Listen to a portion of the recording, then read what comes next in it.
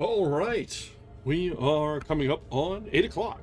So, let's settle in, get comfortable, and jump back in where we left off. Welcome back.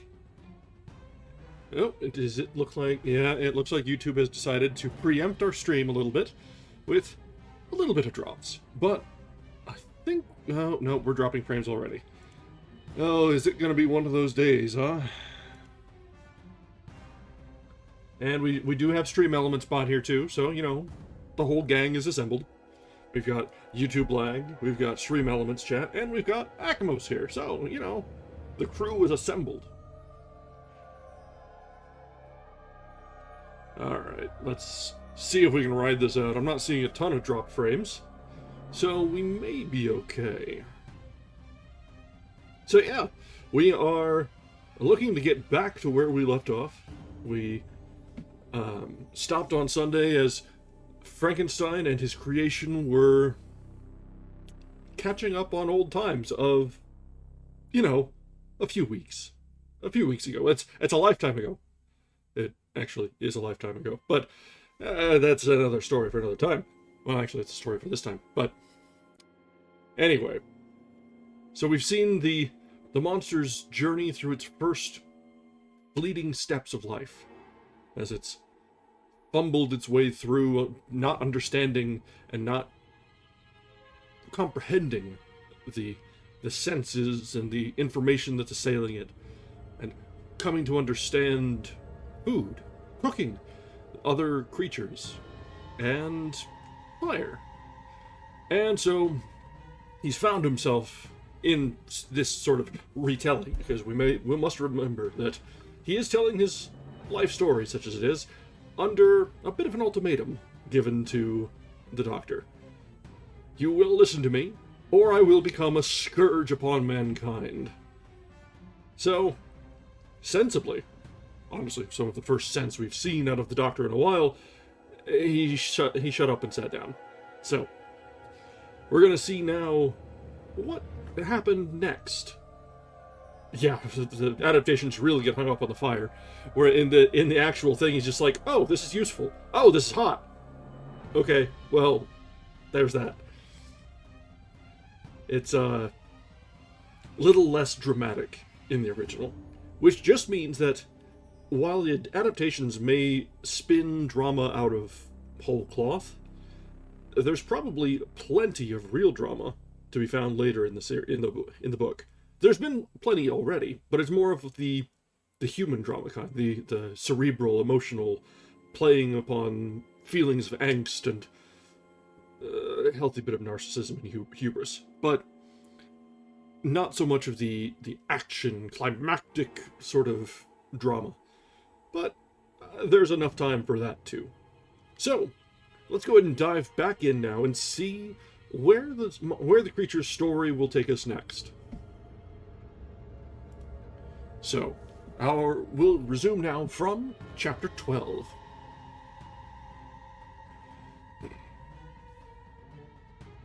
I lay on my straw, but I could not sleep. I thought of the occurrences of the day. What chiefly struck me was the gentle manners of these people, and I longed to join them, but dared not. I remembered too well the treatment I had suffered the night before from the barbarous villagers, and resolved, whatever course of conduct I might hereafter think it right to pursue, that for the present I would remain quietly in my hovel, watching and endeavoring to discover the motives which influenced their actions. Take a quick pause here because YouTube is acting up again. I think we're okay. Maybe. Mayhap, perhaps. Nope, not at all.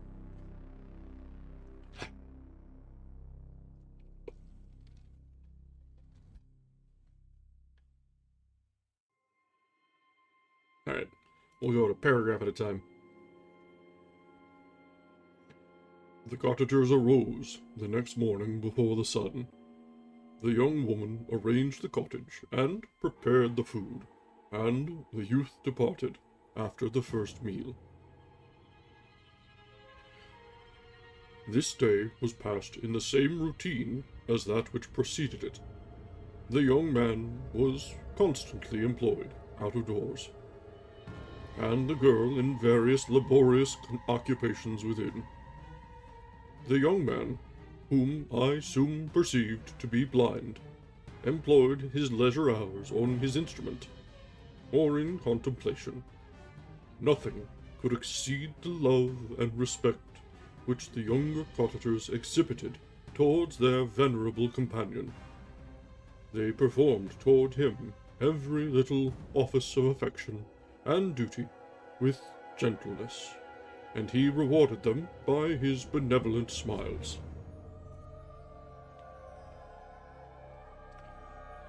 They were not entirely happy. The young man and his companion often went apart and appeared to weep. I saw no cause for their unhappiness, but I was deeply affected by it.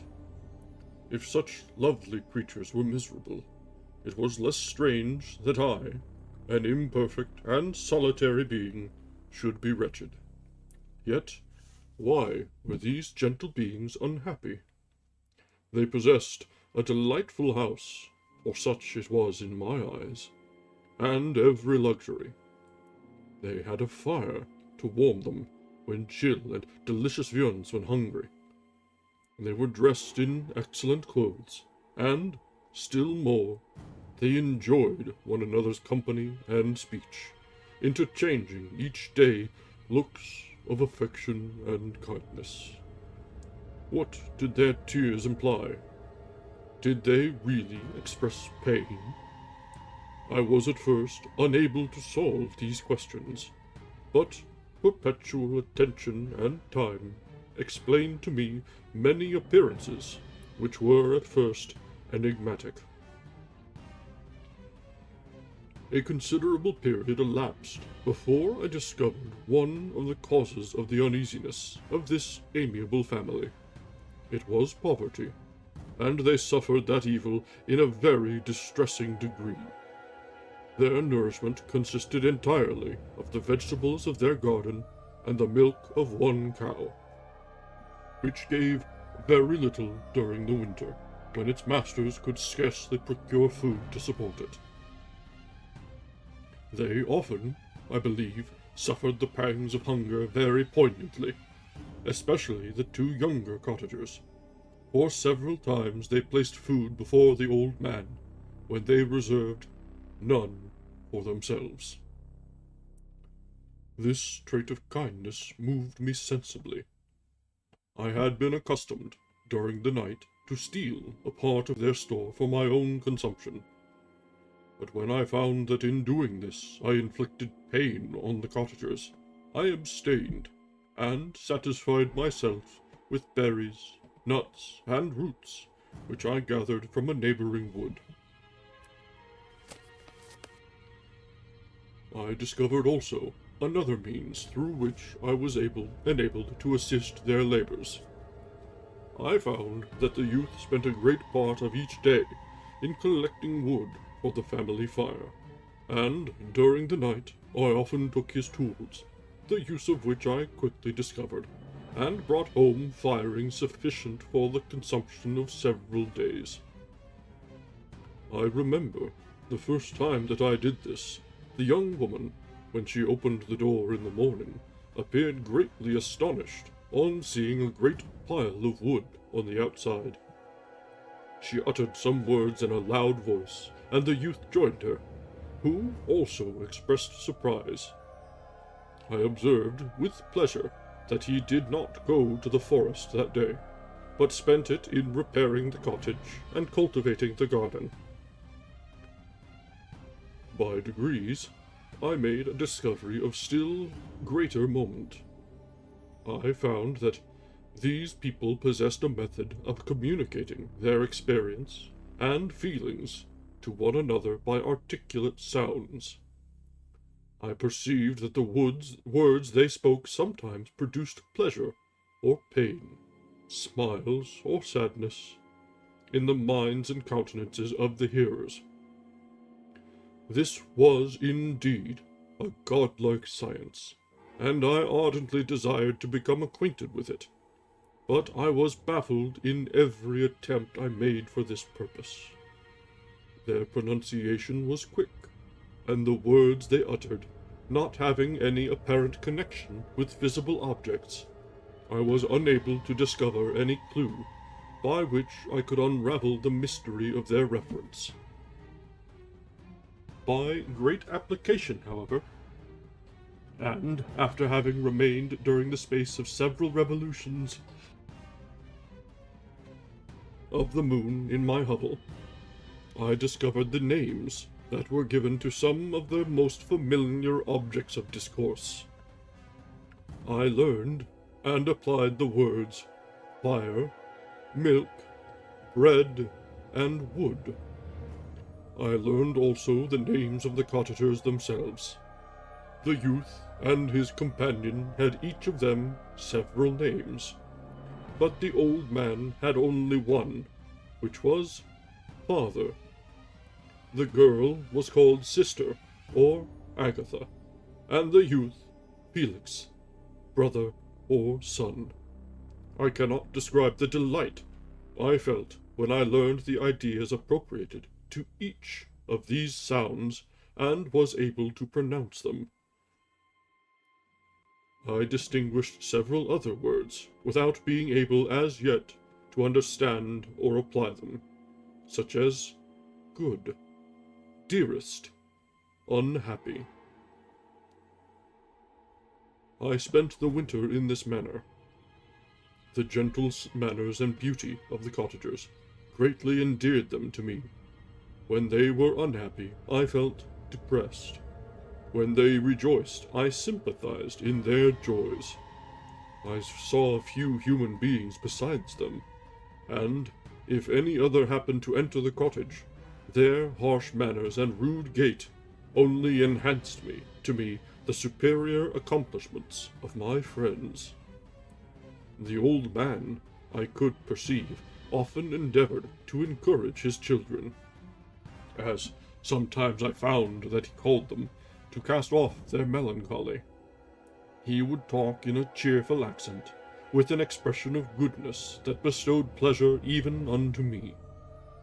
Agatha listened with respect, her eyes sometimes filled with tears, which she endeavored to wipe away unperceived. But I generally found that her countenance and tone were more cheerful after having listened to the exhortations of her father. It was not thus with Felix. He was always the saddest of the group, and even to my unpractised senses, he appeared to have suffered more deeply than his friends.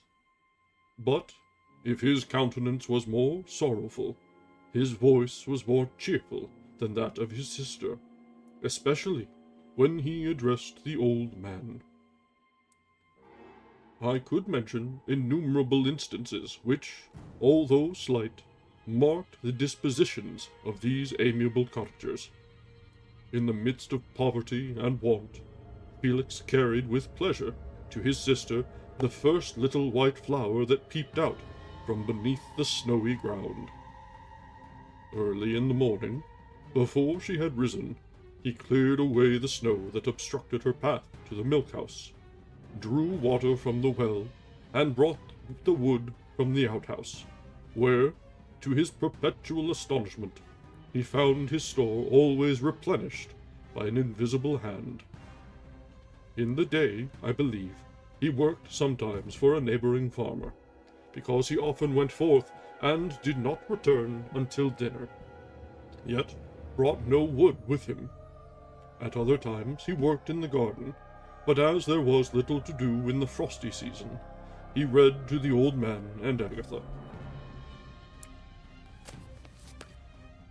This reading had puzzled me extremely at first, but by degrees I discovered that he uttered many of the same sounds when he read as when he talked. I conjectured, therefore, that he found on the paper signs for speech, which he understood, and I ardently longed to comprehend these also. But how was that possible, when I did not even understand the sounds for which they stood as signs. I improved, however, sensibly in this science, but not sufficiently to follow up any kind of conversation, although I applied my whole mind to the endeavor, for I easily perceived that, although I eagerly longed to discover myself to the cottagers, I ought not to make the attempt until I had first become master of their language, which knowledge might enable me to make them overlook the deformity of my figure. For with this also, the contrast perpetually presented to my eyes had made me acquainted. I had admired the perfect forms of my cottagers, their grace, beauty, and delicate complexions. But how was I terrified when I viewed myself in a transparent pool. At first I started back, unable to believe that it was indeed I who was reflected in the mirror, and when I became fully convinced that I was in reality the monster that I am, I was filled with the bitterest sensations of despondence and mortification. Alas, I did not yet entirely know the fatal effects of this miserable deformity. As the sun became warmer, and the light of day longer, the snow vanished, and I beheld the bare trees and the black earth.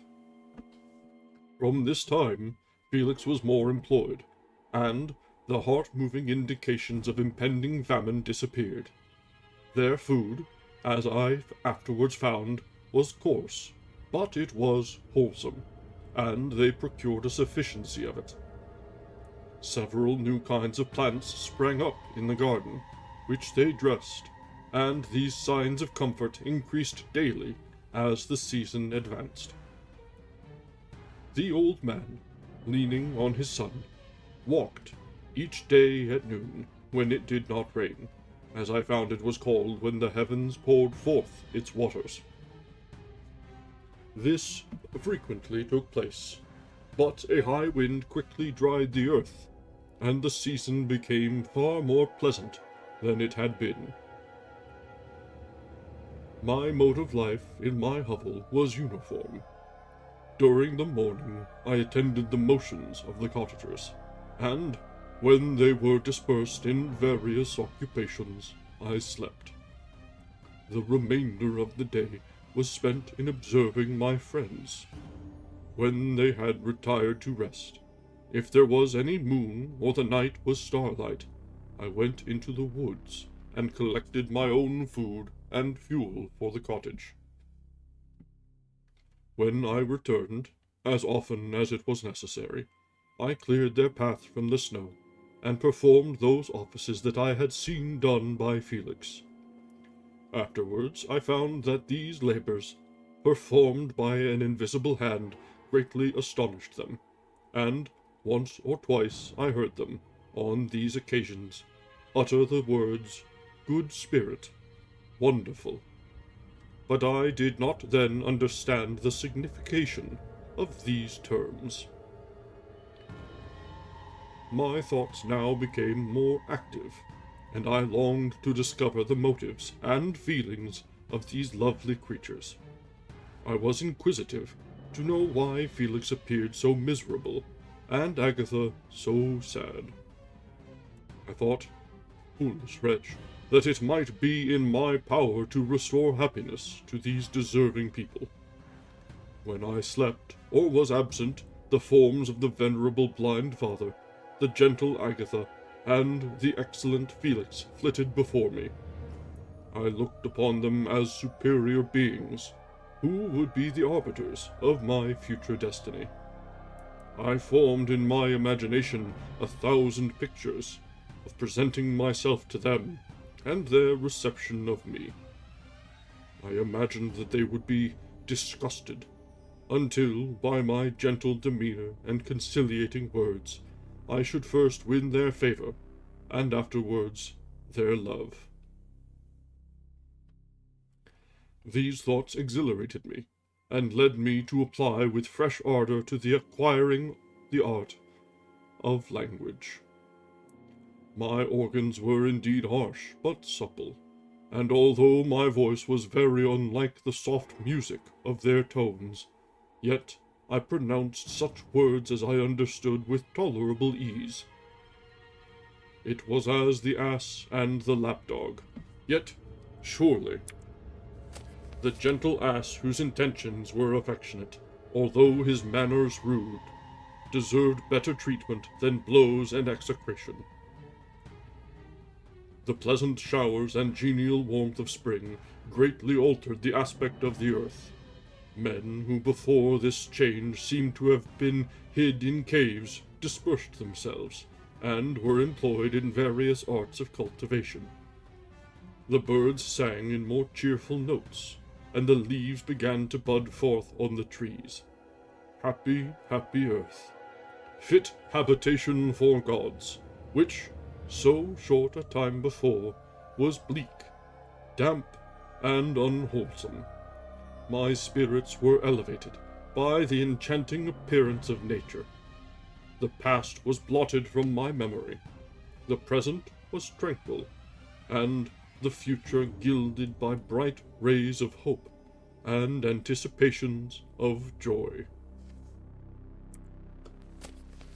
All right, that brings us to the end of chapter 12. So, things seem to, at this time, seem to have been going reasonably well for the creature. He's been living in the little hovel adjacent to the cabin or adjacent to the cottage for all the winter and into the spring now. And he's picking up incredibly quickly. He may be monstrous by appearance, but there is a powerful mind there, able to teach himself language and understand these things that have absolutely nothing, no semblance of connection to his experience so far, all with relative ease. It's been, not even half a year yet since he was first awakened, and already he's catching on that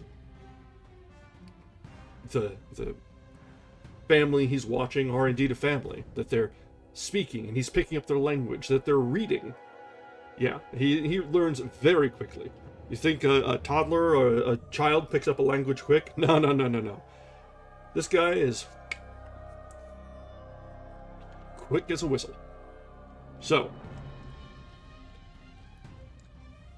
things have been going too well for probably too long now. So, let's see how things fall apart. Because it feels like it's about time for that, don't you think? So, we have now chapter 13. I'm saying so way too much tonight. I now hasten to the more moving part of my story. I shall relate events that impressed me with feelings which, from what I have been, have made me what I am. Spring advanced rapidly. The weather became fine, and the skies cloudless. It surprised me that what before was desert and gloomy should now bloom with the most beautiful flowers and verdure. My senses were gratified and refreshed by 1,000 scents of delight and 1,000 sights of beauty. It was on one of these days when my cottagers periodically rested from labor. The old man played on his guitar, and the children listened to him, that I observed the countenance of Felix was melancholy beyond expression. He sighed frequently, and once his father paused in his music, and I conjectured by his manner that he inquired the cause of his son's sorrow. Felix replied in a cheerful accent, and the old man was recommencing his music, when someone tapped at the door. It was a lady on horseback, accompanied by a countryman as a guide. The lady was dressed in a dark suit, and covered with a thick black veil. Agatha asked a question, to which the stranger only replied by pronouncing, in a sweet accent, the name of Felix. Her voice was musical, but unlike that of either of my friends.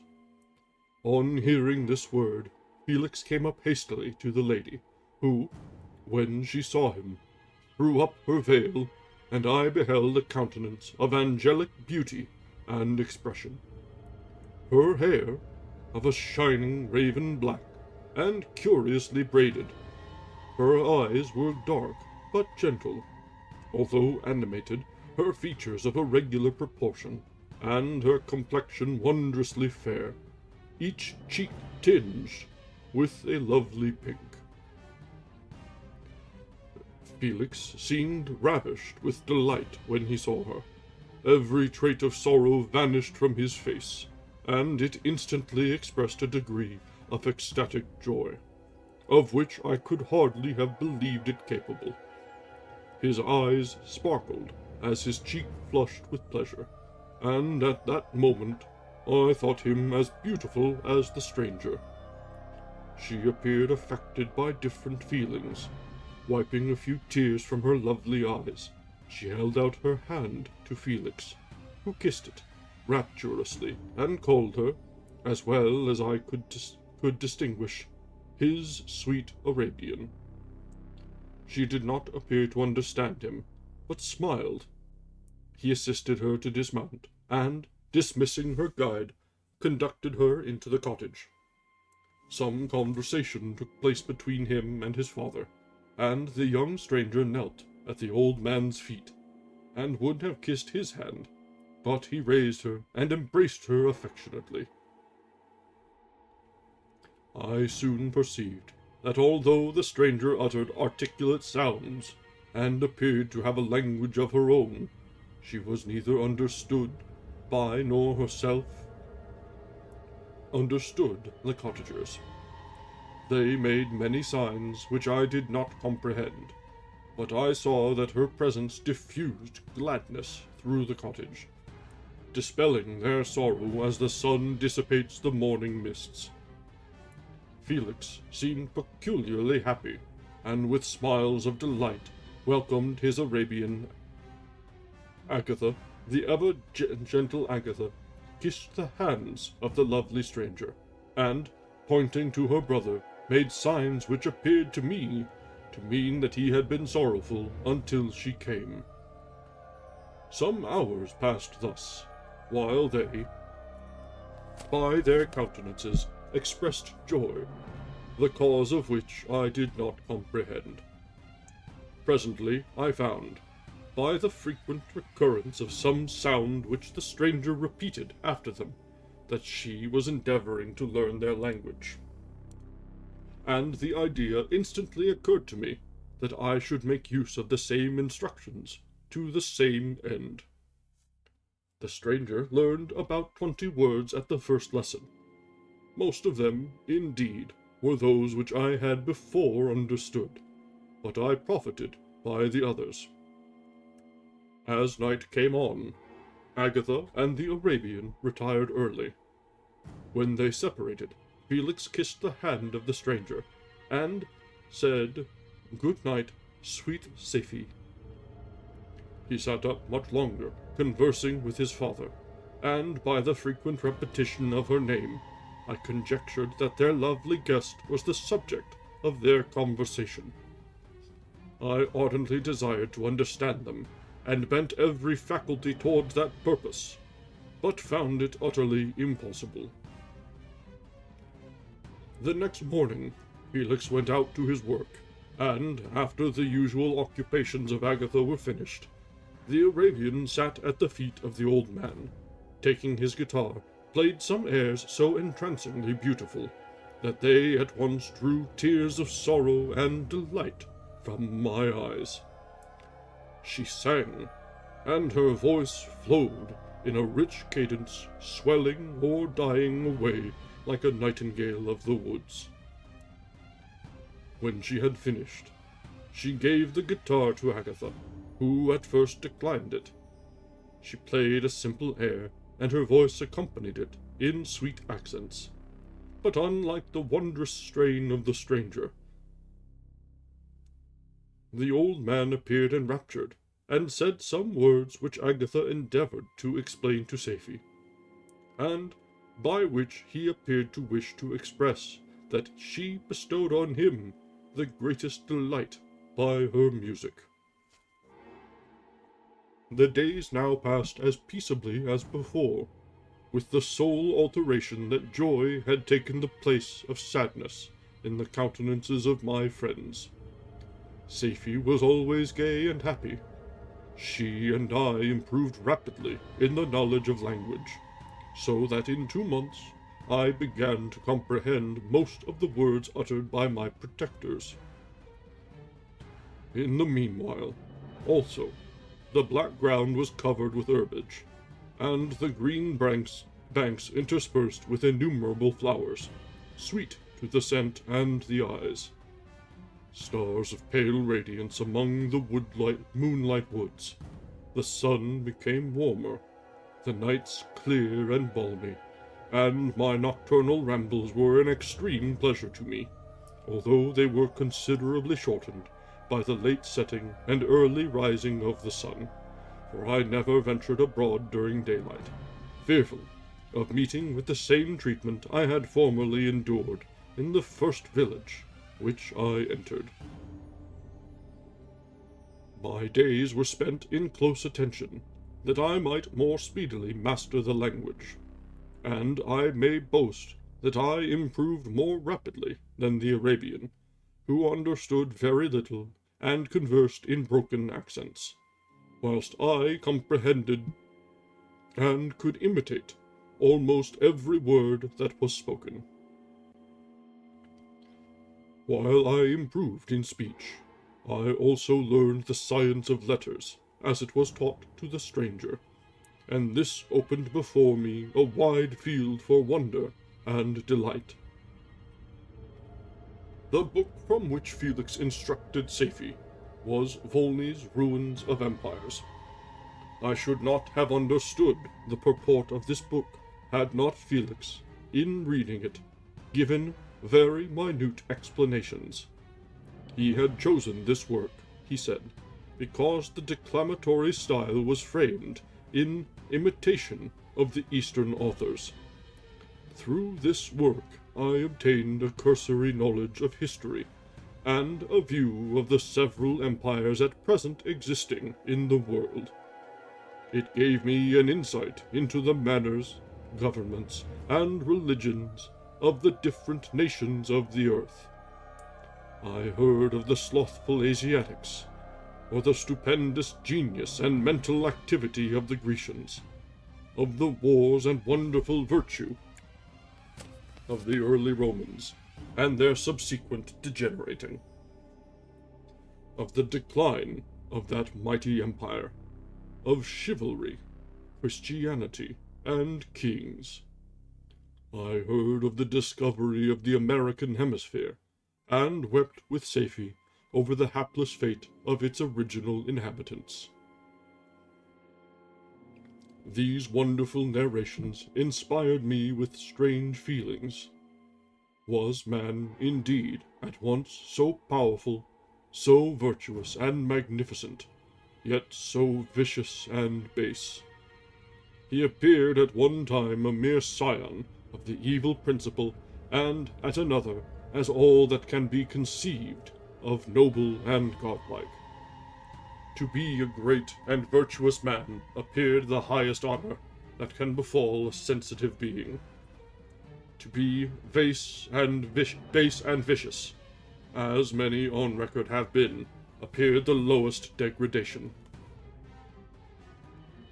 A condition more abject than that of the blind mole or harmless worm. For a long time I could not conceive how one man could go forth to murder his fellow,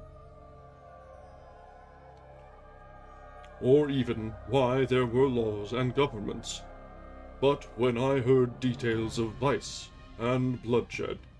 My wonder ceased, and I turned away with disgust and loathing.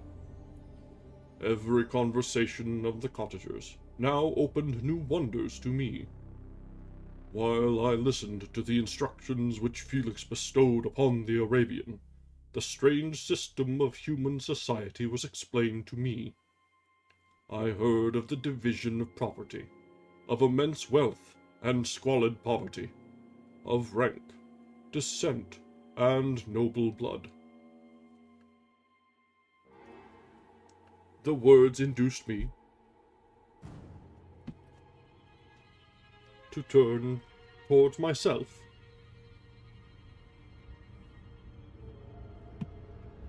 I learned that the possessions most esteemed by your fellow creatures were high and unsullied descent, united with riches.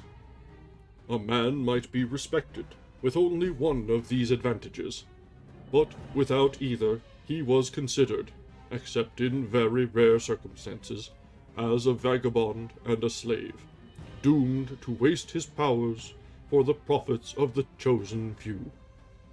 And what was I? Of my creation and creator, I was absolutely ignorant, but I knew that I possessed no money, no friends, no kind of property.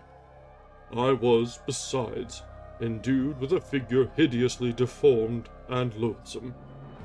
I was not even of the same nature as man. I was more agile than they, and could subsist upon coarser diet. I bore the extremes of heat and cold with less injury to my frame. My stature far exceeded theirs. When I looked around, I saw and heard of none like me. Was I, then, a monster, a blot upon the earth, from which all men fled, and whom all men disowned? I cannot describe to you the agony that these reflections inflicted upon me. I tried to dispel them, but sorrow only increased with knowledge.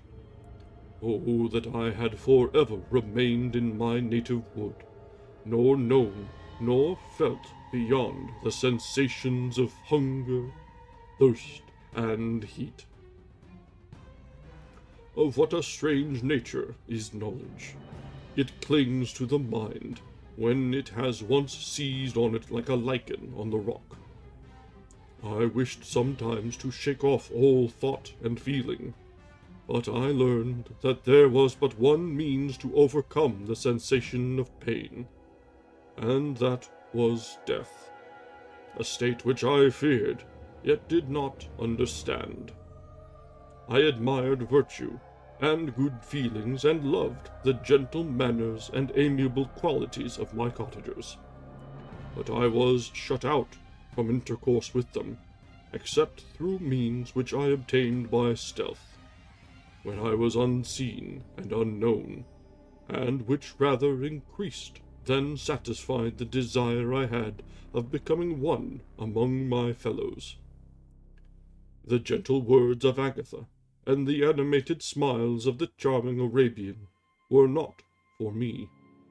The mild exhortations of the old man and the lively conversation of the loved Felix were not for me. Miserable, unhappy wretch! Other lessons were impressed upon me even more deeply. I heard of the difference of sexes, and the birth and growth of children, how the father doted on the smiles of the infant, and the lively sallies of the older child, how all the life and cares of the mother were wrapped up in the precious charge, how the mind of youth expanded and gained knowledge of brother, sister, and all the various relationships which bind one human being to another in mutual bonds. But where were my friends and relations? No father had watched my infant days. No mother had blessed me with smiles and caresses, or if they had, all my past life was now a blot, a blind vacancy in which I distinguished nothing. From my earliest remembrance, I had been as I then was in height and proportion. I had never yet seen a being resembling me, or who claimed any intercourse with me. What was I? The question again recurred, to be answered only with groans. I will soon explain to what these feelings tended, but allow me now to return to the cottagers, whose story excited me in such various feelings of indignation, delight, and wonder, but which all terminated in additional love and reverence for my protectors, for I so loved, in an innocent, half-painful self-deceit, to call them. That brings us to the end of chapter 13. So things are so far carrying on. He continues to learn. He continues to observe. There's been a new subject of his observations added to his little tiny window into humanity. And through the curious addition of the foreigner, the mail-order bride for a peasant, I really don't know. Through the curious addition, he's taken advantage and learned much, much more of the human condition. And there are some things that are eternal. If you have no history, you have no connections, you have no money, what are you? There are very depressing thoughts and themes already coming into play when you realize that, man, the creature, kinda spot on there. And some things have still not changed. On top of that, he's very relatable in a lot of ways. The anxiety he's got built up, the sort of internal dialogue of wanting to go out and have a conversation, but being too afraid to step out and make that connection. The playing out the situation in his mind, it's like having an argument in the shower. And you're like, I've got the perfect comeback. And it was to a conversation that happened 3 days ago. We've all done it. But yeah, he's going through his angsty teen years here in his, a few months. But it makes sense. I mean, you figure his various parts, particularly the brain, was probably pulled from an adult. So there are probably a lot of connections still there that are flaring to life. Lingering pieces from the persons that he was before. But there's something new. The spark of life returning to necrotic flesh has augured a sort of new alchemy of habitation in that thought. And so, yeah, he's developing at an incredible rate, but he's going through his seniors now. He's got the angst, he's got the anxiety, he's got the curiosity and wonder. And we'll see whether, like any teen, he develops and catches on to anger and resentment. Right now, that's been sort of targeted internally so far. He's unhappy with his own lot in life, unhappy with his own position. But how long until that gets reflected to the outside? Alright, let's try to get through one more chapter before we have to take our break. So, we have now chapter 14, where he continues. I'm glad we've settled on a voice that isn't too terribly difficult to push off for the creature, because this could have been so much worse. I did not realize how long he would be reciting things and going about. He's basically the narrator here, but everything is quotes. So we know he's actually speaking this aloud. This could have been so much worse.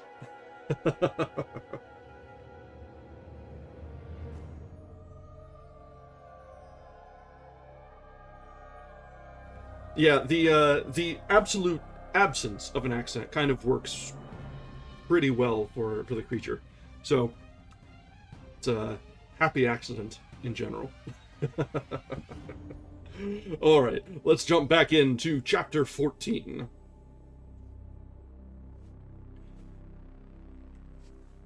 Some time elapsed before I learned the history of my friends. It was one which could not fail to impress itself deeply on my mind, unfolding, as it did, a number of circumstances, each interesting and wonderful to one so utterly inexperienced as I was. The name of the old man was de Lacy. He was descended from a good family in France, where he had lived for many years in affluence, respected by his superiors and beloved by his equals. His son was bred in the service of his country, and Agatha had ranked with ladies of the highest distinction. A few months before my arrival, they had lived in a large and luxurious city called Paris, surrounded by friends and possessed of every enjoyment which virtue, refinement of intellect, or taste, accompanied by a moderate fortune, could afford. The father of Safie had been the cause of their ruin. He was a Turkish merchant, and had inhabited Paris for many years, when, for some reason which I could not learn, he became obnoxious to the government. He was seized and cast into prison the very day that Safie arrived from Constantinople to join him. He was tried and condemned to death. The injustice of his sentence was very flagrant. All Paris was indignant, and it was judged that his religion and wealth, rather than the crime alleged against him, had been the cause of his condemnation. Felix had accidentally been present at the trial. His horror and indignation were uncontrollable when he heard the decision of the court. He made, at that moment, a solemn vow to deliver him, and then looked around for the means. After many fruitless attempts to gain admittance to the prison, he found a strongly grated window in an unguarded part of the building, which lighted the dungeon of the unfortunate Muhammadan, who, loaded with chains, waited in despair the execution of the barbarous sentence. Felix visited the grate at night, and made known to the prisoner his intentions in his favor. The Turk, amazed and delighted, endeavored to kindle the zeal of his deliverer by promises of reward and wealth. Felix rejected his offers with contempt, yet when he saw the lovely Safie, who was allowed to visit her father, and who, by her gestures, expressed her lively gratitude, the youth could not help owning, to his own mind, that the captive possessed a treasure which would fully reward his toil and hazard. The Turk quickly perceived the impression that his daughter had made on the heart of Felix, and endeavored to secure him more entirely in his interests by the promise of her hand in marriage, so soon as he should be conveyed to a place of safety. Felix was too delicate to accept this offer, yet he looked forward to the probability of the event as to the consummation of his happiness. During the ensuing days, while the preparations were going forward for the escape of the merchant, the zeal of Felix was warmed by several letters that he received from this lovely girl, who found means to express her thoughts in the language of her lover by the aid of an old man, a servant of her father, who understood French. She thanked him in the most ardent terms for his intended services towards her parent, and at the same time she gently deplored her own fate. I have copies of these letters, for I found means, during my residence in the hovel, to procure the implements of writing, and the letters were often in the hands of Felix or Agatha. Before I depart, I will give them to you. They will prove the truth of my tale. But, at present, as the sun is already far declined, I shall only have time to repeat the substance of them to you. Safie related that her mother was a Christian Arab, seized and made a slave by the Turks. Recommended by her beauty, she had won the heart of the father of Safie, who married her. The young girl spoke in high and enthusiastic terms of her mother, who, born in freedom, spurned the bondage to which she was now reduced. She instructed her daughter in the tenets of her religion, and taught her to aspire to higher powers of intellect, and an independence of spirit forbidden to the female followers of Muhammad. This lady died, but her lessons were indelibly impressed on the mind of Safie, who sickened at the prospect of again returning to Asia and being immured within the walls of a harem, allowed only to occupy herself with infantile amusements, ill-suited to the temper of her soul. Now accustomed to grand ideas and a noble emulation for virtue, the prospect of marrying a Christian and remaining in a country where women were allowed to take a rank in society was enchanting to her. We might have a little bit of a blip here. Hang on.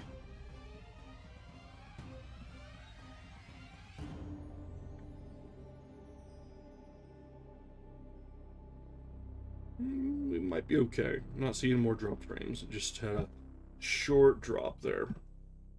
YouTube just making sure that we don't forget that we're entirely at its mercy.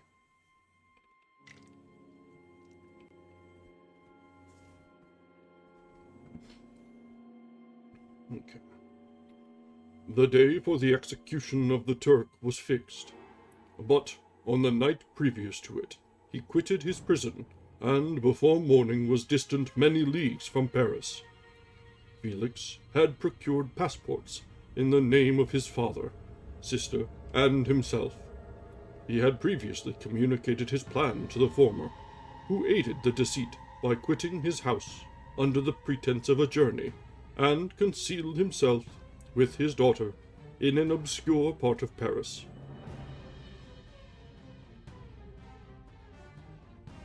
Felix conducted the fugitives through France to Lyon, and across Mont-Cenis to Leghorn, where the merchant had decided to wait a favorable opportunity of passing into some part of the Turkish dominions. Safie resolved to remain with her father until the moment of his departure, before which time the Turk renewed his promise that she should be united to his deliverer, and Felix remained with them in expectation of that event. And in the meantime, he enjoyed the society of the Arabian, who exhibited towards him the simplest and tenderest affection. They conversed with one another through the means of an interpreter, and sometimes with the interpretation of looks, and Safie sang to him the divine airs of her native country. The Turk allowed this intimacy to take place, and encouraged the hopes of the youthful lovers, while in his heart he had formed far other plans. He loathed the idea that his daughter should be united to a Christian, but he feared the resentment of Felix if he should appear lukewarm, for he knew that he was still in the power of his deliverer if he should choose to betray him to the Italian state which they inhabited. He revolved 1,000 plans by which he should be enabled to prolong the deceit until it might be no longer necessary, and secretly to take his daughter with him when he departed. His plans were facilitated by the news which arrived from Paris.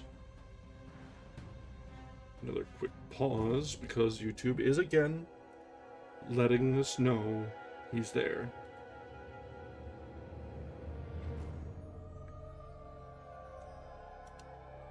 I swear, it's every time there's any sort of even remotely inclement weather, we get particularly bad days like this. And it's just ever so slightly raining. That's all it takes. All it takes. Alright. The government of France were greatly enraged at the escape of their victim, and spared no pains to detect and punish his deliverer. The plot of Felix was quickly discovered, and De Lacy and Agatha were thrown into prison. The news reached Felix, and roused him from his dream of pleasure. His blind and aged father, and his gentle sister, lay in a noisome dungeon, while he enjoyed the free air and the society of her whom he loved. This idea was torture to him. He quickly arranged with the Turk that if the latter should find a favorable opportunity for escape before Felix could return to Italy, Safie should remain as a boarder at a convent at Leghorn, and then, quitting the lovely Arabian, he hastened to Paris, and delivered himself up to the vengeance of the law, hoping to free De Lacy and Agatha by this proceeding. He did not succeed. They remained for 5 months before the trial took place, the result of which deprived them of their fortune and condemned them to a perpetual exile from their native country. They found a miserable asylum in the cottage in Germany where I discovered them. Felix soon learned that the treacherous Turk, for whom he and his family endured such unheard-of oppression, on discovering that his deliverer was thus reduced to poverty and ruin, became a traitor to good feeling and honor, and had quitted Italy with his daughter, insultingly sending Felix a pittance of money to aid him, as he said, in some plan of future maintenance. Such were the events that preyed on the heart of Felix, and rendered him, when I first saw him, the most miserable of his family. He could have endured poverty, and while this distress had been the meed of his virtue, he gloried in it.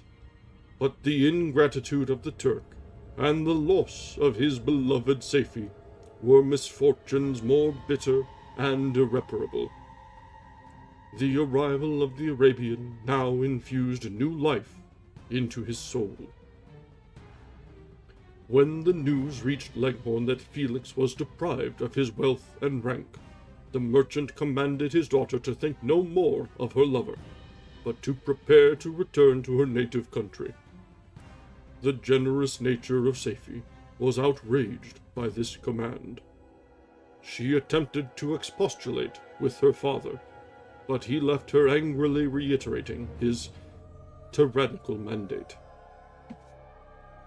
A few days after, the Turk entered his daughter's apartment and told her hastily that he had reason to believe that his residence at Leghorn had been divulged, and that he should speedily be delivered up to the French government.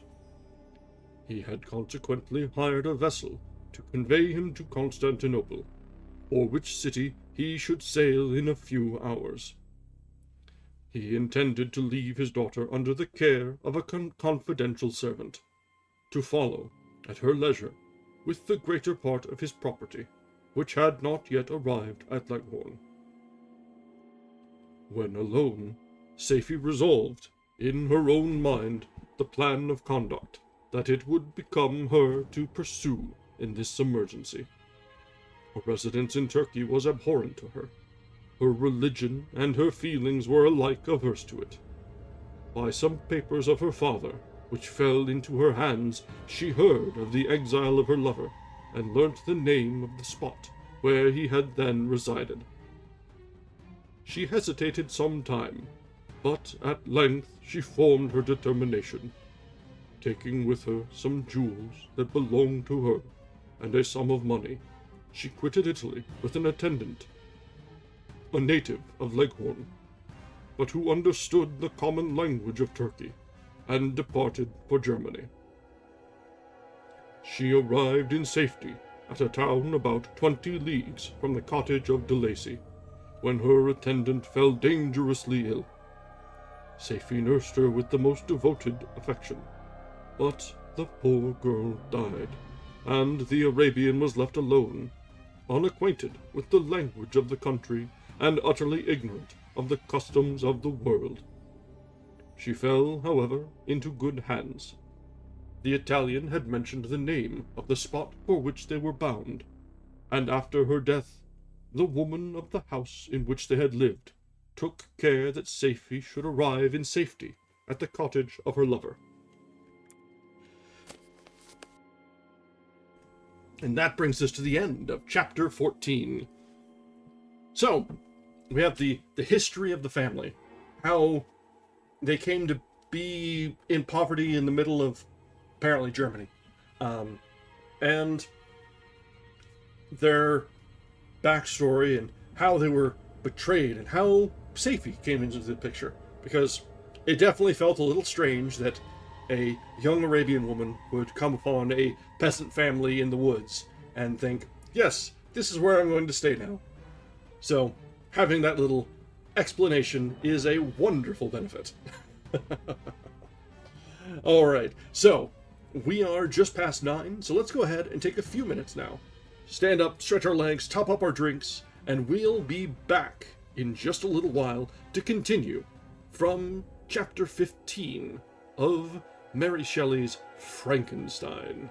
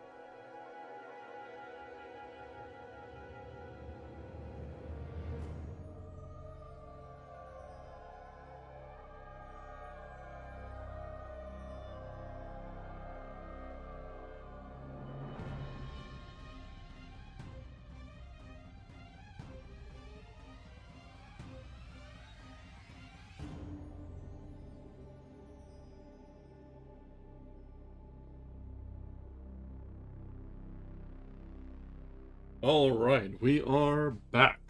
So, it looks like we still have some continuation of the creature's retelling of the story, but we're probably approaching a little bit closer to the present day, as things are developing rather steadily at this point. Let me double check. Yeah, I think we are rather close here. So, we're likely to get a little bit more excitement coming from this. It's been somewhat dry so far, but it is interesting to see how his thought processes are developing. But I'm sure you, as well as I, would rather we get to more of the current and developing facts of the story rather than the flashbacks. Because I, for one, always get a little bit bored with continual flashbacks. So, let's jump back in and we'll see where we're taken next. From Chapter 15. Such was the history of my beloved cottagers. It impressed me deeply. I learned from the views of social life which it developed to admire their virtues and to deprecate the vices of mankind. As yet I looked upon crime as a distant evil. Benevolence and generosity were ever present before me, inciting within me a desire to become an actor in the busy scene where so many admirable qualities were called forth and displayed. But in giving an account of the progress of my intellect, I must not omit a circumstance which occurred in the beginning of the month of August of the same year. One night, during my accustomed visit to the neighboring wood, where I collected my own food and brought home firing for my protectors, I found on the ground a leathern portmanteau containing several articles of dress and some books. I eagerly seized the prize and returned with it to my hovel. Fortunately, the books were written in the language, the elements of which I had acquired at the cottage. They consisted of Paradise Lost, a volume of Plutarch's Lives, and the Sorrows of Werther.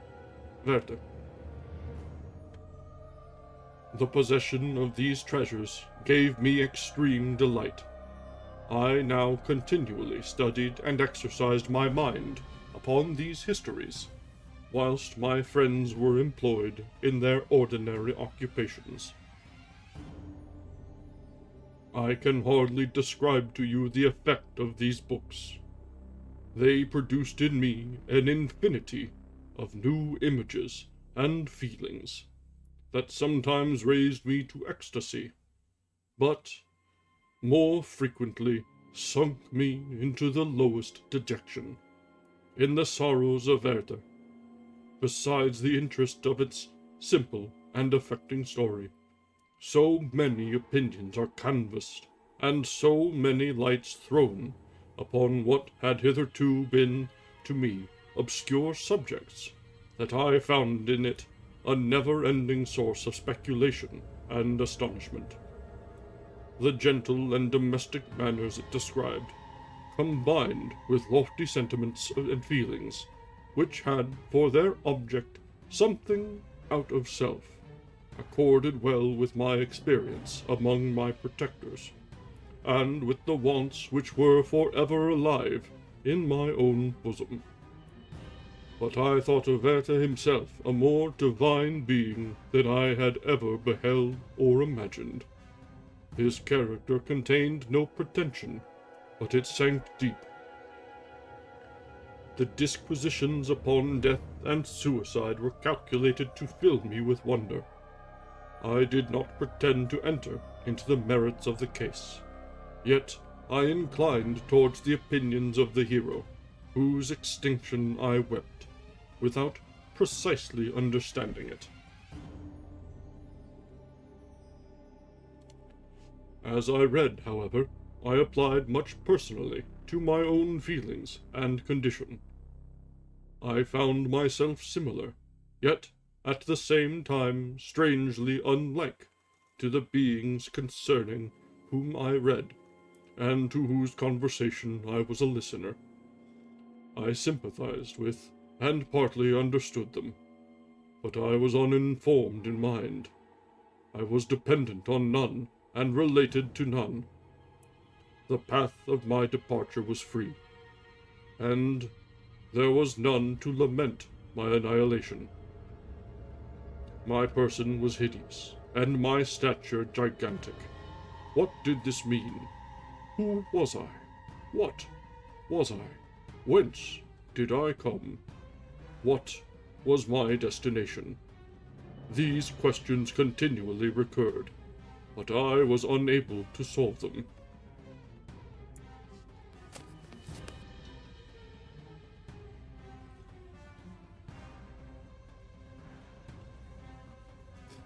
The volume of Plutarch's Lives, which I possessed, contained the histories of the first founders of the ancient republics. This book had a far different effect upon me from the sorrows of Werther. I learned from Werther's imaginations, despondency, and gloom. But Plutarch taught me high thoughts. He elevated me above the wretched sphere of my own reflections, to admire and love the heroes of past ages. Many things I read surpassed my understanding and experience. I had a very confused knowledge of kingdoms, wide extents of country, mighty rivers, and boundless seas. But I was perfectly unacquainted with towns and large assemblages of men. The cottage of my protectors had been the only school in which I had studied human nature. But this book developed new and mightier scenes of action. I read of men concerned in public affairs, governing or massacring their species. I felt the greatest ardor for virtue rise within me, and abhorrence for vice, as far as I understood the signification of those terms, relative as they were, as I applied them, to pleasure and pain alone. Induced by these feelings, I was, of course, led to admire peaceable lawgivers, Numa, Solon, and Lycurgus, in preference to Romulus and Theseus. The patriarchal lives of my protectors caused these impressions to take a firm hold on my mind. Perhaps, if my first introduction to humanity had been made by a young soldier, burning for glory and slaughter, I might have been imbued with different sensations. But Paradise Lost excited different and far deeper emotions. I read it, as I had read the other volumes which had fallen into my hands, as a true history. It moved every feeling of wonder and awe that the picture of an omnipotent God warring with his creatures was capable of exciting. I often referred the several situations, as their similarity struck me, to my own. Like Adam, I was apparently united by no link to any other being in existence, but his state was far different from mine in every other respect. He had come forth from the hands of God a perfect creature, happy and prosperous, guarded by the especial care of his Creator. He was allowed to converse with and acquire knowledge from beings of a superior nature. But I was wretched, helpless, and alone. Many times I considered Satan as the fitter emblem of my condition, for often, like him, when I viewed the bliss of my protectors, the bitter gall of envy rose within me. A very quick aside. I'm very glad that we read Paradise Lost before coming to this one. It gives a very significant added layer of understanding that I think a lot of first-time readers of Frankenstein probably don't have. Because, honestly, Paradise Lost is a sort of heavy book that a lot of people are aware of but never actually read. So having that direct connection there is very cool. I'm very happy with the sequence of our books so far. Another circumstance straightened and confirmed these feelings. Soon after my arrival in the hovel, I discovered some papers in the pocket of the dress which I had taken from your laboratory. At first, I had neglected them, but now that I was able to decipher the characters in which they were written, I began to study them with diligence. It was your journal of the 4 months that preceded my creation. You minutely described in these papers every step you took in the progress of your work. This history was mingled with accounts of domestic occurrences. You doubtless recollect these papers. Here they are. Everything is related in them which bears reference to my accursed origin. The whole detail of that series of disgusting circumstances which produced it is set in view. The minutest description of my odious and loathsome person is given, in language which painted your own horrors and rendered mine indelible. I sickened as I read, hateful day when I received life. I exclaimed in agony, accursed creator, why did you form a monster so hideous that even you turned from me in disgust? God, in pity, made man beautiful and alluring, after his own image, but my form is a filthy type of yours, more horrid even from the very resemblance. Satan had his companions, fellow devils, to admire and encourage him, but I am solitary and abhorred. These were the reflections of my hours of despondency and solitude. But when I contemplated the virtues of the cottagers, their amiable and benevolent dispositions, I persuaded myself that when they should become acquainted with my admiration of their virtues, they would compassionate me and overlook my personal deformity. Could they turn from their door one, however monstrous, who solicited their compassion and friendship? I resolved, at least, not to despair, but in every way to fit myself for an interview with them, which would decide my fate. I postponed this attempt for some months longer, for the importance attached to its success inspired me with a dread lest I should fail. Besides, I found that my understanding improved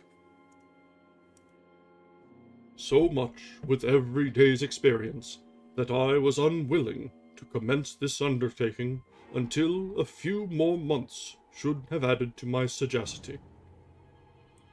Several changes in the meantime took place in the cottage. The presence of Safie diffused happiness among its inhabitants, and I also found that a greater degree of plenty reigned there. Felix and Agatha spent more time in amusement and conversation, and were assisted in their labors by servants. They did not appear rich, but they were contented and happy. Their feelings were serene and peaceful, while mine became every day more tumultuous. Increase of knowledge only discovered to me more clearly what a wretched outcast I was. I cherished hope, it is true, but it vanished when I beheld my person reflected in water, or my shadow in the moonshine. Even as that frail image and that inconstant shade. I endeavored to crush these fears, and to fortify myself for the trial which, in a few months, I resolved to undergo. And sometimes I allowed my thoughts, unchecked by reason, to ramble in the fields of paradise, and dared to fancy amiable and lovely creatures sympathizing with my feelings and cheering my gloom. Their angelic countenances breathed smiles of consolation. But it was all a dream. No Eve soothed my sorrows, nor shared my thoughts. I was alone. I remembered Adam's supplication to his Creator, but where was mine? He had abandoned me, and in the bitterness of my heart I cursed him. Autumn passed thus. I saw, with surprise and grief, the leaves decay and fall, and nature again assumed the barren, bleak appearance it had worn when I first beheld the woods and the lovely moon. Yet I did not heed the bleakness of the weather. I was better fitted, by my conformation, for the endurance of cold than heat. But my chief delights were the sight of the flowers, the birds, and all the gay apparel of summer. When those deserted me, I turned with more attention towards the cottagers. Their happiness was not decreased by the absence of summer. They loved and sympathized with one another, and their joys, depending on each other, were not interrupted by the casualties that took place around them. The more I saw of them, the greater became my desire to claim their protection and kindness. My heart yearned to be known and loved by these amiable creatures. To see their sweet looks directed towards me with affection was the utmost limit of my ambition. I dared not think that they would turn from me with disdain and horror. The poor that stopped at their door were never driven away. I asked, it is true, for greater treasures than a little food or rest. I required kindness and sympathy, but I did not believe myself utterly unworthy of it. The winter advanced, and an entire revolution of the seasons had taken place since I awoke into life. My attention at this time was solely directed towards my plan of introducing myself into the cottage of my protectors. I revolved many projects, but that on which I finally fixed was to enter the dwelling when the blind old man should be alone. I had sagacity enough to discover that the unnatural hideousness of my person was the chief object of horror with those who had formerly beheld me. My voice, although harsh, had nothing terrible in it. I thought, therefore, that if, in the absence of his children, I could gain the goodwill and mediation of the old de Lacy, I might, by his means, be tolerated by my younger protectors. One day, when the sun shone on the red leaves that strewed the ground and diffused cheerfulness, although it was denied warmth, Safie, Agatha, and Felix departed on a long country walk, and the old man, at his own desire, was left alone in the cottage. When his children had departed, he took up his guitar and played several mournful but sweet airs, more sweet and mournful than I had ever heard him play before.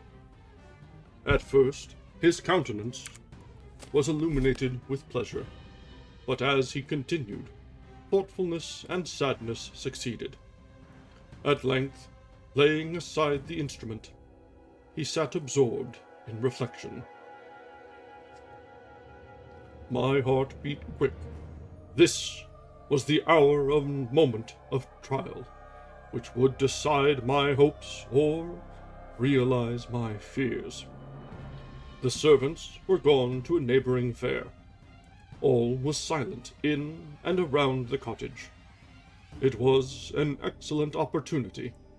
Yet, when I proceeded to execute my plan, my limbs failed me, and I sank to the ground. Again I rose, and, exerting all the firmness of which I was master, removed the planks which I had placed before my hovel, to conceal my retreat. The fresh air revived me, and, with renewed determination, I approached the door of their cottage. I knocked. "Who is there?" said the old man. "Come in." I entered. "Pardon this intrusion," said I. "I am a traveler in want of a little rest. You would greatly oblige me if you would allow me to remain a few minutes before the fire." "Enter," said de Lacy, and I will try in what manner I can to relieve your wants. But, unfortunately, my children are from home, and, as I am blind, I am afraid I shall find it difficult to procure food for you." "Do not trouble yourself, my kind host. I have food. It is warmth and rest only that I need." I sat down, and a silence ensued. I knew that every minute was precious to me. Yet I remained irresolute in what manner to commence the interview, when the old man addressed me. "By your language, stranger, I suppose you are my countryman? Are you French?" "No, but I was educated by a French family, and understand that language only. I am now going to claim the protection of some friends, whom I sincerely love, and of whose favor I have some hopes." "Are they Germans?" "No, they are French. But let us change the subject. I am an unfortunate and deserted creature. I look around, and I have no relation or friend upon earth. These amiable people to whom I go have never seen me, and know little of me. I am full of fears, for if I fail there, I am an outcast in the world forever."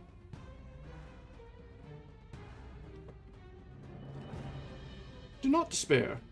To be friendless is indeed to be unfortunate. But the hearts of men, when unprejudiced by any obvious self-interest, are full of brotherly love and charity.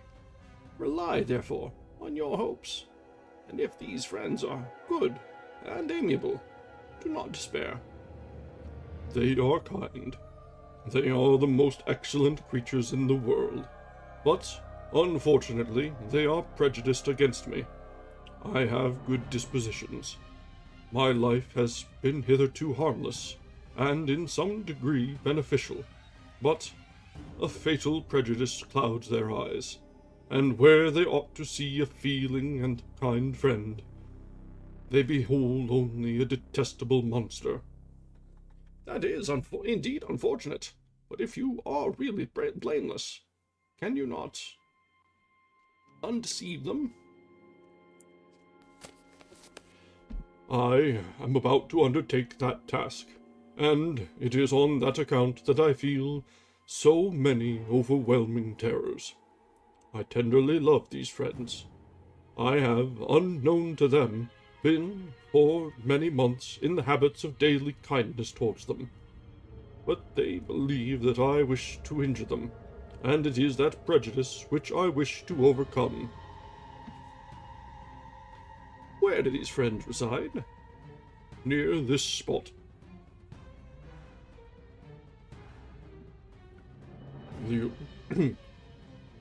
The old man paused, and then continued.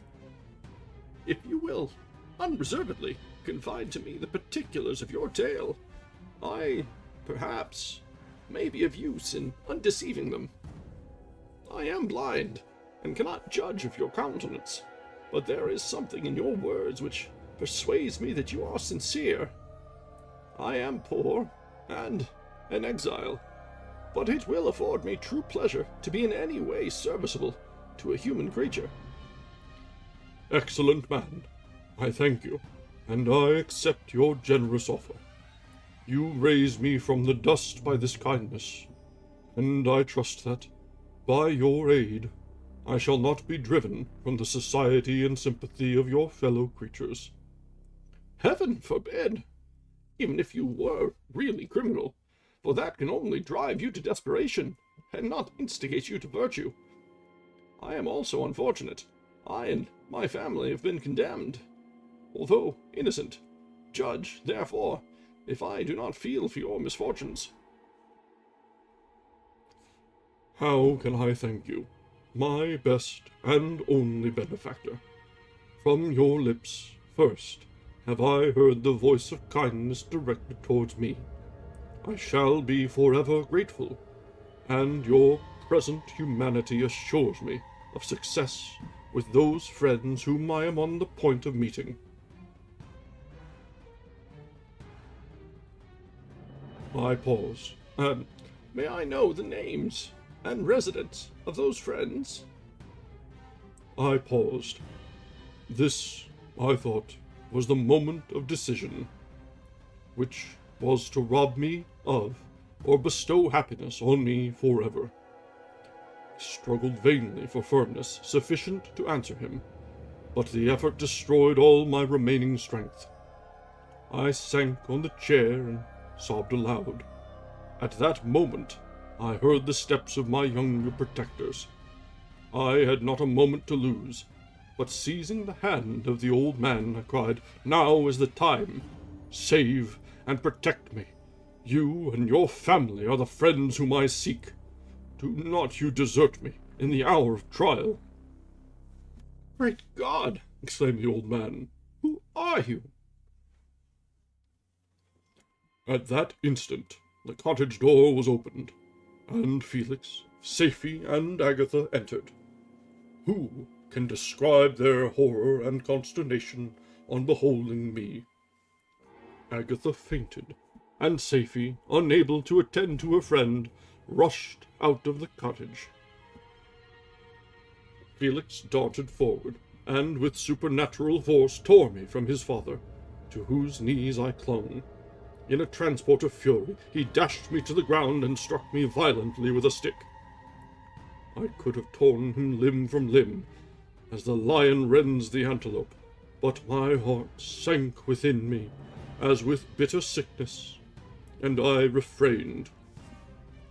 I saw him on the point of repeating his blow, when, overcome by pain and anguish, I quitted the cottage, and, in the general tumult, escaped unperceived to my hovel.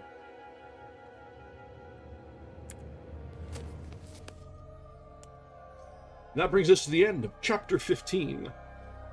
So he's finally made contact, and it went about as well as could be expected.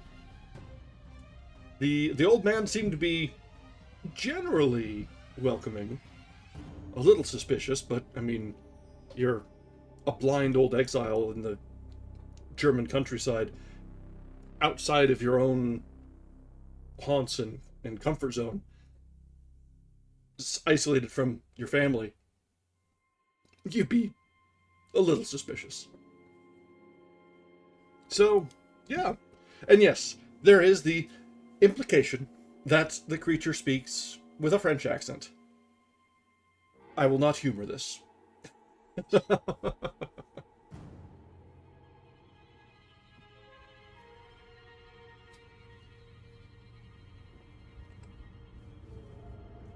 All right. So, I think we should have enough time for one more chapter tonight. We're gonna reclaim some of our time that we lost last time. We might go a little tiny bit over, because this next one is about a 5-pager, and the last one was about the same. So, we'll see how we do on time.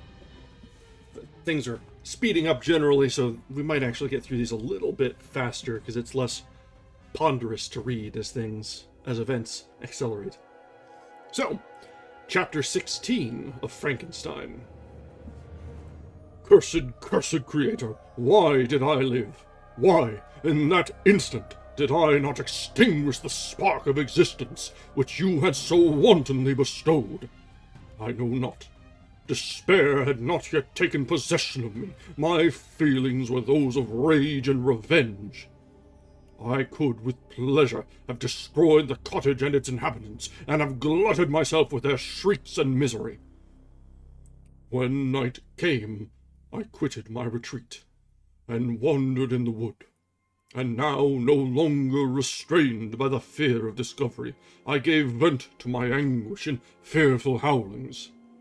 It was like a wild beast that had broken the toils, destroying the objects that obstructed me, and ranging through the wood with a stag-like swiftness.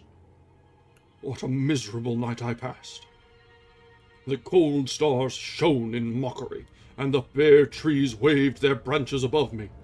Now and then the sweet voice of a bird burst forth amidst the universal stillness. All, save I, were at rest or in enjoyment. I, like the arch-fiend, bore a hell within me, and finding myself unsympathized with, wished to tear up the trees, spread havoc and destruction around me, and then to have sat down and enjoyed the ruin.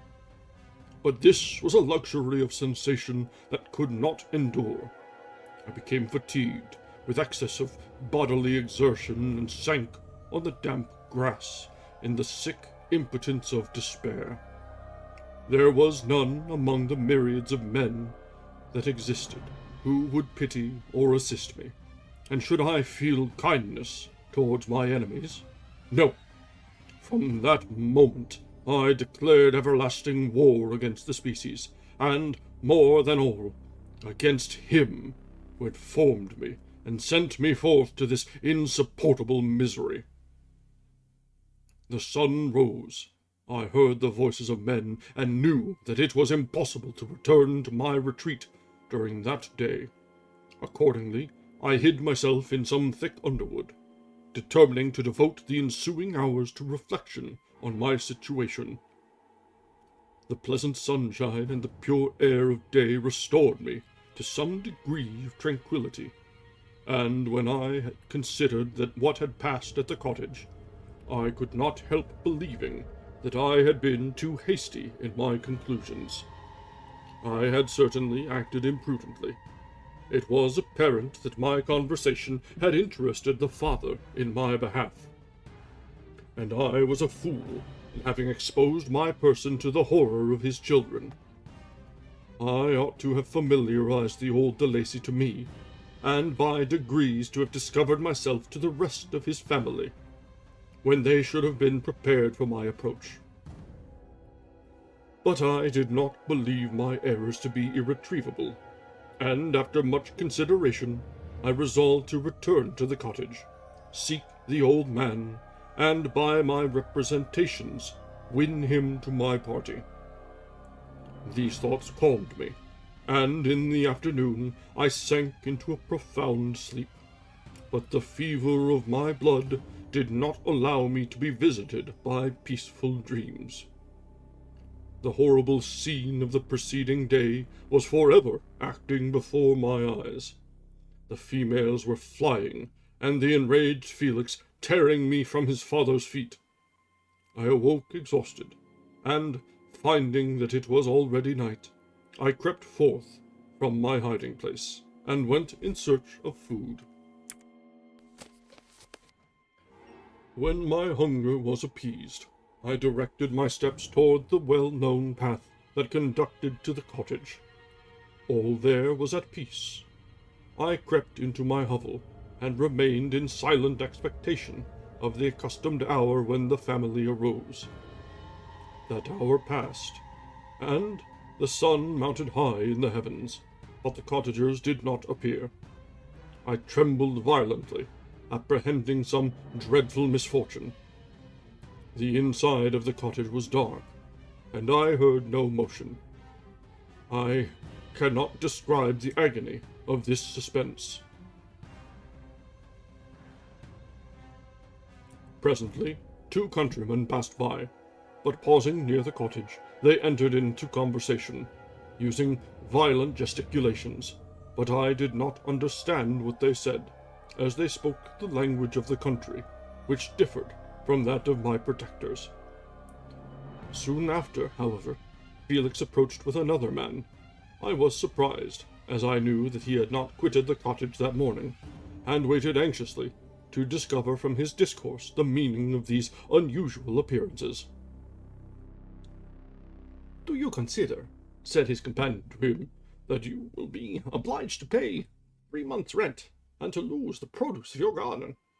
I do not wish to take any unfair advantage, and I beg, therefore, that you will take some days to consider of your determination." "It is utterly useless," replied Felix. "We can never again inhabit your cottage. The life of my father is in the greatest danger, owing to the dreadful circumstance that I have related. My wife and my sister will never recover from their horror. I entreat you not to reason with me any more. Take possession of your tenement, and let me fly from this place." Felix trembled violently as he said this. He and his companion entered the cottage, in which they remained for a few minutes, and then departed. I never saw any of the family of de Lacy more. I continued for the remainder of the day in my hovel, in a state of utter and stupid despair. My protectors had departed, and had broken the only link that held me to the world. For the first time, the feelings of revenge and hatred filled my bosom, and I did not strive to control them, but allowing myself to be borne away by the stream, I bent my mind towards injury and death. When I thought of my friends, of the mild voice of de Lacy, the gentle eyes of Agatha, and the exquisite beauty of the Arabian, these thoughts vanished, and a gush of tears somewhat soothed me. But again, when I reflected that they had spurned and deserted me, anger returned, a rage of anger, and unable to injure anything human, I turned my fury towards inanimate objects. As night advanced, I placed a variety of combustibles around the cottage, and, after having destroyed every vestige of cultivation in the garden, I waited with forced impatience until the moon had sunk to commence my operations. As the night advanced, a fierce wind arose from the woods, and quickly dispersed the clouds that had loitered in the heavens. The blast tore along like a mighty avalanche, and produced a kind of insanity in my spirits that burst all bounds of reason and reflection. I lighted the dry branch of a tree, and danced with fury around the devoted cottage, my eyes still fixed on the western horizon, the edge of which the moon nearly touched. A part of its orb was at length hid, and I waved my brand. It sank, and with a loud scream I fired the straw, and heath, and bushes which I had collected. The wind fanned the fire, and the cottage was quickly enveloped by the flames, which clung to it and licked it with their forked and destroying tongues. As soon as I was convinced that no assistance could save any part of the habitation, I quitted the scene and sought for refuge in the woods. And now, with the world before me, whither should I bend my steps? I resolved to fly far from the scene of my misfortunes, but to me, hated and despised, every country must be equally horrible. At length, the thought of you crossed my mind. I learned from your papers that you were my father, my Creator. And to whom could I apply with more fitness than to him who had given me life? Among the lessons that Felix had bestowed upon Safie, geography had not been omitted. I had learned from these the relative situations of the different countries of the earth. You had mentioned Geneva as the name of your native town, and towards this place I resolved to proceed. But how was I to direct myself? I knew that I must travel in a southwesterly direction to reach my destination. But the sun was my only guide. I did not know the names of the towns that I was to pass through, nor could I ask information from a single human being. But I did not despair. From you only could I hope for succor, although towards you I felt no sentiment but that of hatred. Unfeeling, heartless Creator, you had endowed me with perceptions and passions, and then cast me abroad, an object for the scorn and horror of mankind. But on you only had I any claim for pity and redress, and from you I determined to seek that justice which I vainly attempted to gain from any other being that wore the human form. My travels were long, and the sufferings I endured intense. It was late in autumn when I quitted the district where I had so long resided. I traveled only at night, fearful of encountering the visage of a human being. Nature decayed around me, and the sun became heatless. Rain and snow poured round me. Mighty rivers were frozen. The surface of the earth was hard and chill and bare, and I found no shelter. O earth, how often did I imprecate curses on the cause of my being! The mildness of my nature had fled, and all within me was turned gall and bitterness. The nearer I approached to your habitation, the more deeply did I feel the spirit of revenge enkindled in my heart. Snow fell, and the waters were hardened, but I rested not. A few incidents now and then directed me, and I possessed a map of the country, but I often wandered wide from my path. The agony of my feelings allowed me no respite. No incident occurred from which my rage and misery could not extract its food. But a circumstance that happened when I arrived on the confines of Switzerland, when the sun had recovered its warmth, and the earth again began to look green, confirmed, in an especial manner, the bitterness and horror of my feelings. I generally rested during the day, and travelled only when I was secured by night from the view of man.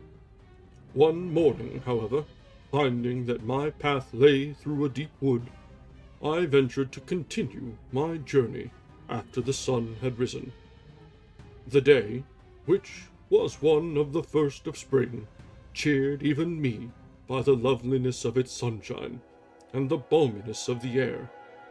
I felt emotions of gentleness and pleasure that had long appeared dead revive within me. Half surprised by the novelty of these sensations, I allowed myself to be borne away by them, and, forgetting my solitude and deformity, dared to be happy. Soft tears again bedewed my cheeks, and I even raised my humid eyes with thankfulness towards the blessed sun, which bestowed such joy upon me. I continued to wind among the paths of the wood, until I came to its boundary, which was skirted by a deep and rapid river, into which many of the trees bent their branches, now budding with the fresh spring. Here I paused, not exactly knowing what path to pursue, when I heard the sound of voices that induced me to conceal myself under the shade of a cypress. I was scarcely hid when a young girl came running towards the spot where I was concealed, laughing, as if she ran from someone in sport. She continued her course along the precipitous sides of the river, when suddenly her foot slipped, and she fell into the rapid stream. I rushed from my hiding place, and with extreme labor, from the force of the current, saved her and dragged her to shore. She was senseless, and I endeavored by every means in my power to restore animation, when I was suddenly interrupted by the approach of a rustic, who was probably the person from whom she had playfully fled. On seeing me, he darted towards me, and, tearing the girl from my arms, hastened towards the deeper parts of the wood. I followed speedily. I hardly knew why, but when the man saw me draw near, he aimed a gun which he carried at my body and fired. I sank to the ground, and my injurer, with increased swiftness, escaped into the wood. This was then the reward of my benevolence. I had saved a human being from destruction, and as a recompense I now writhed under the miserable pain of a wound which shattered the flesh and bone. The feelings of kindness and gentleness which I had entertained but a few moments before gave place to hellish rage and gnashing of teeth. Inflamed by pain, I vowed eternal hatred and vengeance to all mankind. But the agony of my wound overcame me. My pulses paused, and I fainted. For some weeks, I led a miserable life in the woods, endeavoring to cure the wound from which I had received. The ball had entered my shoulder, and I knew not whether it had remained there or passed through. At any rate, I had no means of extracting it. My sufferings were augmented also by the oppressive sense of the injustice and ingratitude of their infliction. My daily vows rose for revenge, a deep and deadly revenge, such as would alone compensate for the outrages and anguish I had endured. After some weeks, my wound had healed, and I continued my journey. The labors I endured were no longer to be alleviated by the bright sun or gentle breezes of spring. All joy was but a mockery, which insulted my desolate state and made me feel more painfully that I was not made for the enjoyment of pleasure. But my toils now drew near a close, and in 2 months from this time I reached the environs of Geneva. It was evening when I arrived, and I retired to a hiding place among the fields that surround it, to meditate in what manner I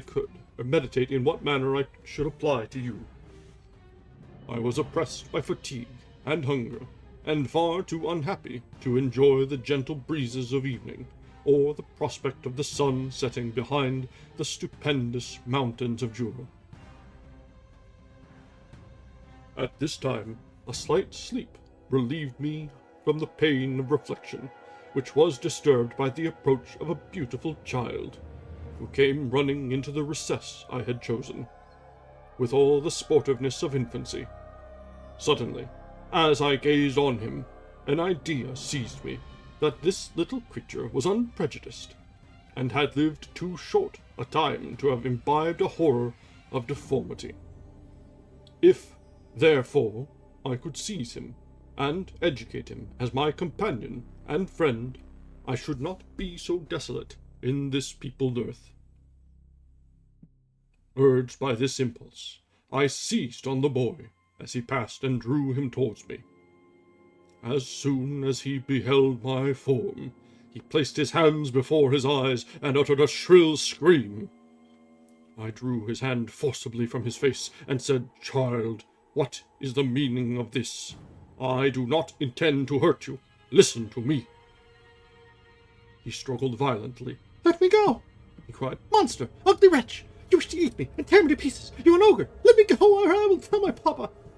Boy, you will never see your father again. You must come with me. Hideous monster, let me go! My papa is a syndic! He is Monsieur Frankenstein! He will punish you! Dare not keep me!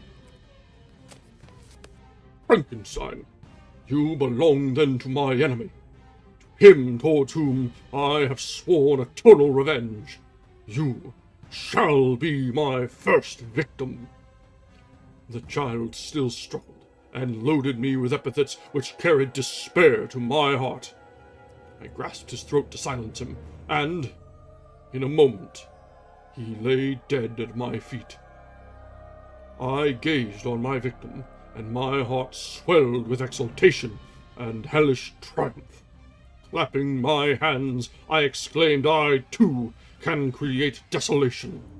My enemy is not invulnerable.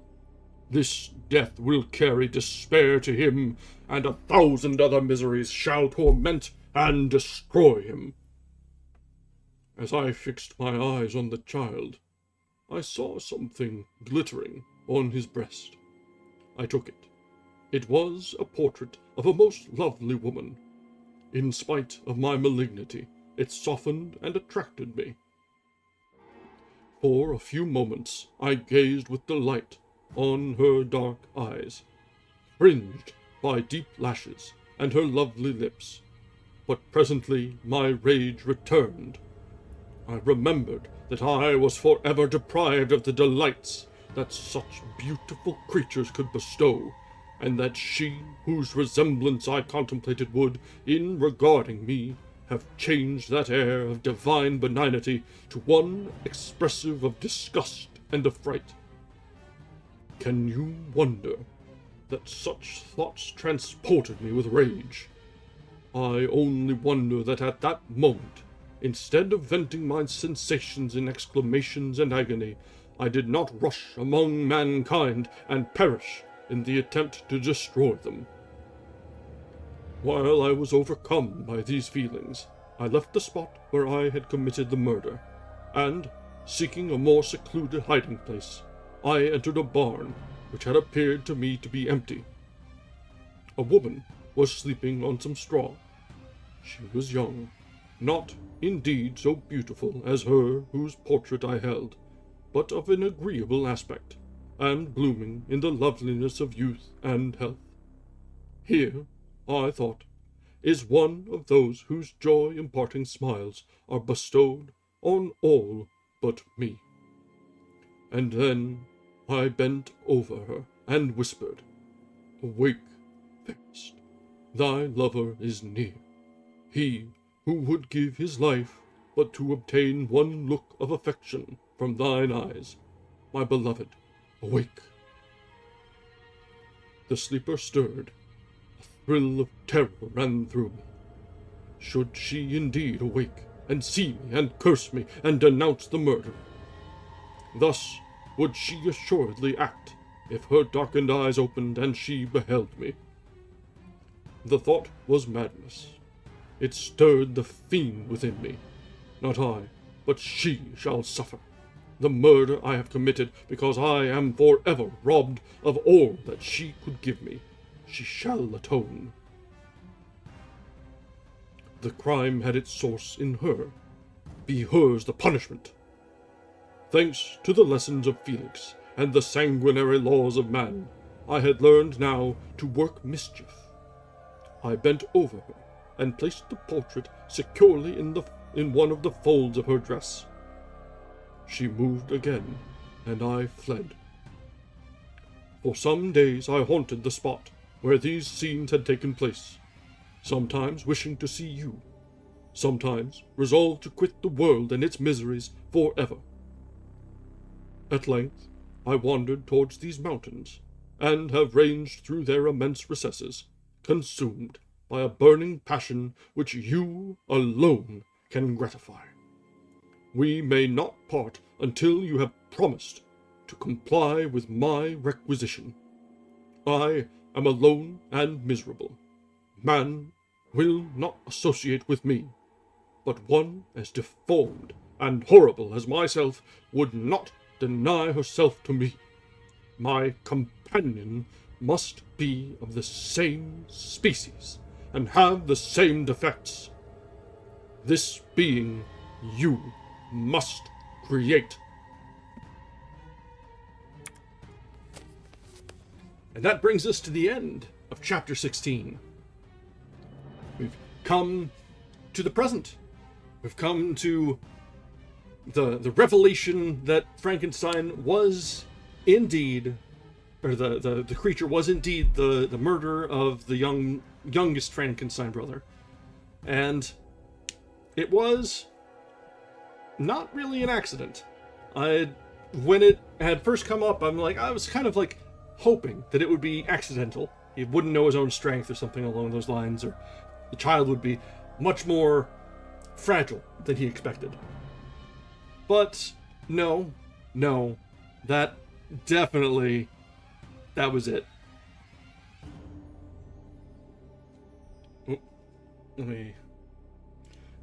That last one was censored, so let me see it on the... Oh, yes, definitely stopped and give a wink, wink. Your mom had it going on. So, yeah, that was... And then the fact that he intentionally framed the servant girl, the maid, is... Damn. The creature has got a vindictive streak, and squanders any sort of feelings of compassion or sympathy that we may have had for him. Yeah, Justine, that was her name. So, it very quickly turned, because all through his narration, you're just like, okay, the world is against him. It's understandable. He's in a bad way, but the second half of that last chapter was just like, ooh, there goes that. Yeah, definitely figured out pettiness. Definitely figured out maudlin drama. Definitely figured out a whole lot of things. And he's inherited some of the less savory traits from his creator. The world certainly revolves around the two of them in its own little way. But we had the big reveal of his demand. What he wants of Frankenstein. What he wants of his creator. He wants his own Eve.